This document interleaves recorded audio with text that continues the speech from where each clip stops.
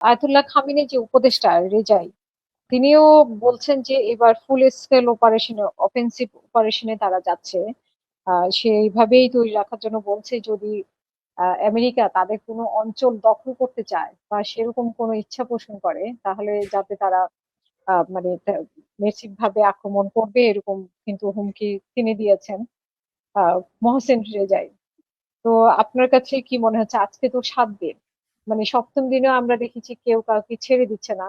আর সেগুলো আপনিও কিছু উল্লেখ করেছেন, কি কি ধ্বংস করেছে। তারপরে মানে মধ্যপ্রাচ্যের কি কি, মানে আপনার বাহরাইন, কুয়েত, কাতার, এগুলো আমরা দেখতে পাচ্ছি প্রতিনিয়তই, কিছু ভুল কিছু শুদ্ধ সব মিলা। তো আপনি আর কিছু যোগ করবেন কিনা, আপনার কাছে শুনতে চাই প্লিজ। ধন্যবাদ হাসিনা আপা। প্রথমত 50,000 সৈন্য নামানোর কথা ডোনাল্ড ট্রাম্প হুম বলেছে, এটা তার পুরনো কথা। হুম ডোনাল্ড হুম। ট্রাম্প এর আগেও বলেছে 50,000 সৈন্য নামাবে, 30,000 সৈন্য নামাবে, দশ কিন্তু হাজার সৈন্য এরকমও তো নামাবে। বিষয় যে তাদের সৈন্যের হিসাবও দিতে হয়, তাদের যে বডি প্যাক আসে, এটা তো খুবই মারাত্মক বিষয়, যেটা আমার মনে হয় আমরা আগেও আলোচনা করেছিলাম, হ্যাঁ, আপনার পরীক্ষায়ও আলোচনা কারণ করেছিলাম। আর্টিকেল বডি ব্যাগ ওয়ান খুব ওয়ানের সাধারণ ইস্যু না। আর্টিকেল ওয়ানে অ্যাপ্রুভাল লাগবে তো এই 50,000 হুম শূন্য হুম নামানোর আগে। হুম হুম। জি, ফরহাদ ভাই। হ্যাঁ, আমি আমি যেটা বলছি যে এই এই যে সৈন্য বলছে কি করবেন, গ্রাউন্ডে নামাবেন, ইরানের গ্রাউন্ডে নামতে পারবে না। কারণ ইরানের যে ভূমি, এটা খুব আনফ্রেন্ডলি। এখানে হুম সৈন্য নামিয়ে যুদ্ধ করে, এটা ইরাকের মতো নয়, লিবিয়ার মতো নয়। এটা আফগানিস্তানের মতো ডিফিকাল্ট, কিংবা এর চেয়েও বেশি ডিফিকাল্ট। সুতরাং হুম ওই সৈন্য নামবে, আপনার 50,000 সৈন্য গ্রাউন্ডে নামিয়ে হরমুজ দখল করবে, রেজিম চেঞ্জ করবে, এগুলো তো ডোনাল্ড ট্রাম্প আগেও বলেছে। তার কারণ কি, হুম এইগুলো বলে তো কোনো লাভ নেই। আমরা জানি, আমরা ভালো করে জানি যে ইরানের যুদ্ধের উপর আমরা এই তিনজন অনেক গবেষণা বলতে পারেন, এগুলা করতে করতে জানি যে ইরানের যে টেরাইন বা territory very unfriendly to the foreign invader. বিদেশি ইয়ার জন্য এটা পারবে না, 50,000 সৈন্য না নামাতে পারবে না। যেটা হবে আমি আপনাকে বলি, 50,000 সৈন্য যখন জড়ো করবে যেখানে, সেইখানে ইরান হুম আগে ড্রোন এবং মিসাইল স্ট্রাইক করবে। হুম আপনি 50,000 সৈন্য তো জড়ো করবেন এক জায়গায়, চট করে তো আর আকাশ থেকে নামতে পারবেন না, বিমান দিয়েও নামাতে হুম পারবে না, অসম্ভব। আর যদি 50,000 সৈন্য কিস আইল্যান্ড, খার্গ আইল্যান্ড বা আপনার কাসেম আইল্যান্ড, বন্দর আব্বাসের কাছাকাছি কোনো জায়গায় নামাতে চায়, সেটা পারবে না। তার হুম কারণ ওইটা নামানো শুরু করার সাথে সাথেই প্যারাট্রুপার হিসেবেও যদি নামে, নামার সাথে সাথেই হুম তখন ইরান বৃষ্টির মতো ড্রোন এবং মিসাইল নিক্ষেপ করবে। সৈন্যগুলো হুম নামতে পারবে না, আকাশে থাকবে। সুতরাং এখন হুম বলতে পারেন যে তাইলে ডোনাল্ড ট্রাম্প এগুলো বলে কেন? ডোনাল্ড ট্রাম্প তো কথার কথা বলে, তার কথার কোনো হুম মূল্য নাই। আর ডোনাল্ড ট্রাম্পের সবচেয়ে বড় কথা হইলই, আমেরিকার মতো শক্তিধর রাষ্ট্রের প্রেসিডেন্ট হওয়া সত্ত্বেও যুদ্ধবিদ্যা সম্পর্কে তার ন্যূনতম কোনো ধারণা নেই। গ্রাউন্ডে হুম যুদ্ধের চেহারাটা কি হবে এই সম্পর্কে তার ন্যূনতম কোনো ধারণা নাই। এছাড়া ডোনাল্ড ট্রাম্পের আরেকটা সমস্যা হয়েছে, সেটা হলো সেনেট এবং কংগ্রেসের 1/3 লোক একটা এম্বার্গো দিয়েছে ট্রাম্পের উপরে, যেন হুম ইসরায়েলকে আর সমরাস্ত্র এবং অর্থ না দেওয়া হয়। হুম কারণ এখন বোঝা যাচ্ছে যে ইসরায়েলকে অর্থ এবং সমরাস্ত্র দেওয়া পুরোটাই এখন বৃথা। এতে আমেরিকার আর হুম কোনো কাজে আসবে না। ইসরায়েল এমন ভাবে মানে মানে ইরানকে খেপিয়েছে, এবং আমি তো মনে করি যে ইরান এই পর্যায়ে আসার একমাত্র কারণ হলো এই এত মানে অ্যারোগেন্ট হয়ে যাওয়ার একমাত্র কারণ ডিউ টু ইসরায়েল।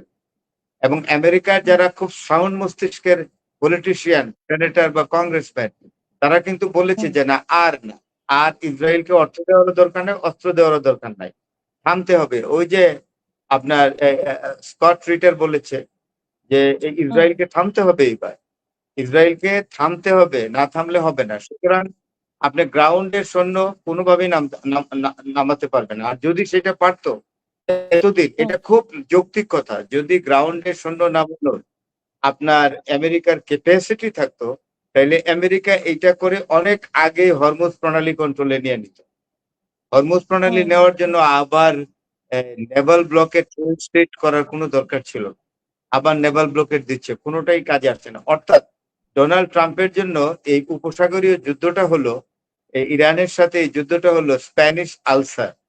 যেমন নেপোলিয়ন বোনাপার্টের স্প্যানিশ আলসার হয়েছিল, মানে স্পেন আক্রমণ করে তার ভাইকে বসানোর ফলে তখন এই ইউরোপের দেশগুলো একত্রিত হইয়া যেমন ব্রিটেন, বেলজিয়াম, তারপরে স্পেন একত্রিত হয়ে কম্বাইন্ড ফোর্স দিয়া ওয়াটারলুর যুদ্ধে নেপোলিয়নকে হারিয়ে দিয়েছে। এই জন্য এটাকে বলা হয় স্প্যানিশ আলসার। আর ডোনাল্ড ট্রাম্পও ওই যে যেমন হিটলার স্পেন আক্রমণ করে বিরাট ক্ষতি ডেকে নিয়ে আসছিল, এবং ডোনাল্ড ট্রাম্পও ইরান আক্রমণ করে তার পতনের গর্ত নিজেই খনন করেছে।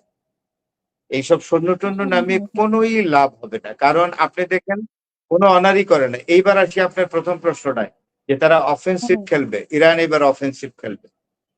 এতদিন রিটালিয়েশন করছে না, যে আমেরিকা আক্রমণ করলে রিটালিয়েট করতো, পাল্টা আক্রমণ, এবার ইরান আক্রমণ করবে।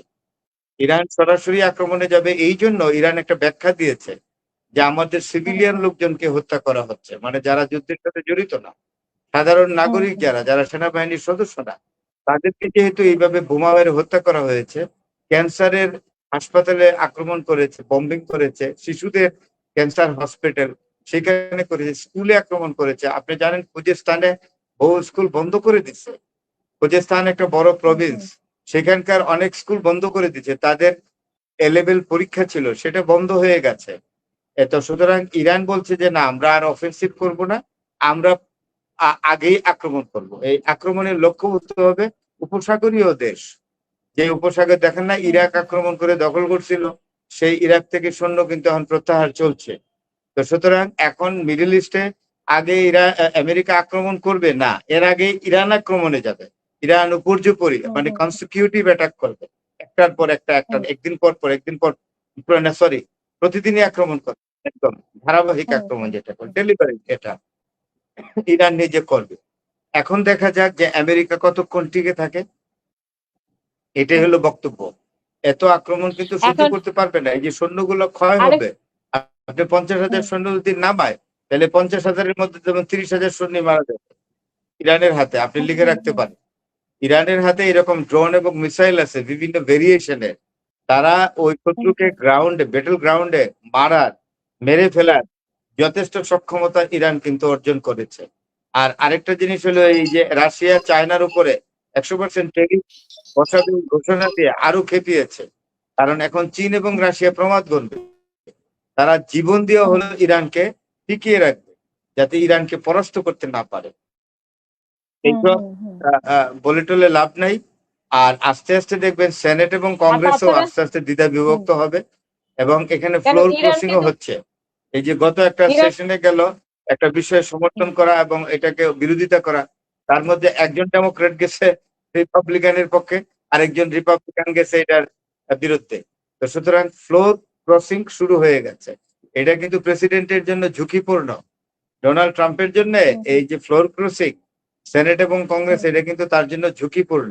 এবং তিনি যে আশায় বসে আছেন নভেম্বরের 3 তারিখে উনি মিড টার্ম ইলেকশন দিয়ে গুছিয়ে নেবেন সবকিছু, সেটা আমার মনে হয় আশায় গুড়ে বালি হবে। সেটা হবে না। কথায় আছে না, ম্যান প্রপোজেস, গড ডিসপোজেস। ধন্যবাদ।